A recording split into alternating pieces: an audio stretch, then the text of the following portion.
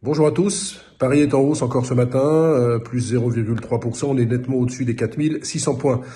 Alors il faut souligner que des escarmouches entre la Chine et les États-Unis ne font aucun dégât sur la planète finance. Les investisseurs regardent surtout les chiffres de la pandémie et constatent notamment aux États-Unis que pour le troisième jour consécutif, il y a eu moins de 700 morts.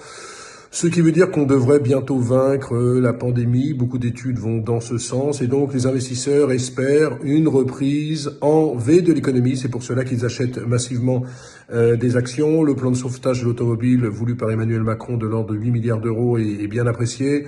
On a de fortes hausses, notamment sur Valeo qui gagne 3% ou encore sur Renault qui gagne 4,5%. Le secteur bancaire est à l'honneur également, BNP, Société Générale, plus de 4%. Donc je le disais, il y a un petit peu du mieux dans la planète finance, du mieux d'un point de vue économique. Je vais vous donner un exemple. Les bénéfices des entreprises industrielles en Chine, c'est un chiffre qui sort tous les mois.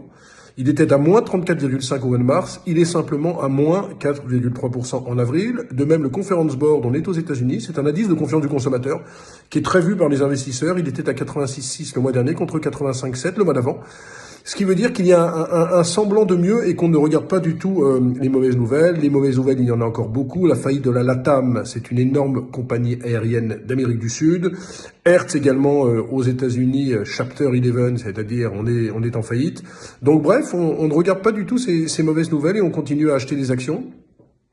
Ça me paraît toujours un petit peu illusoire, d'autant que je le disais hier, les marchés restent chers, notamment aux États-Unis, on a des PE nettement supérieurs à 20. Nous, on reste dans une logique d'avoir des trackers baissiers, c'est-à-dire un petit peu d'avoir des soutiens sur le portefeuille si le marché venait à baisser. Il faut toujours garder ses protections baissières, même si le VIX, c'est-à-dire l'indice de la volatilité, est passé sous les 30, ce qui veut dire qu'il y a moins de peur sur les marchés. Attention quand même, moi je suis pas extrêmement rassuré.